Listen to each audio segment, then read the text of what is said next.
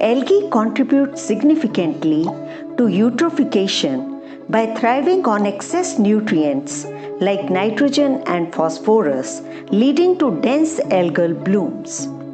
These blooms reduce water clarity, alter color, and can produce toxins harmful to aquatic life and humans. When algae die, decomposition consumes oxygen, creating hypoxic conditions that harm aquatic organisms.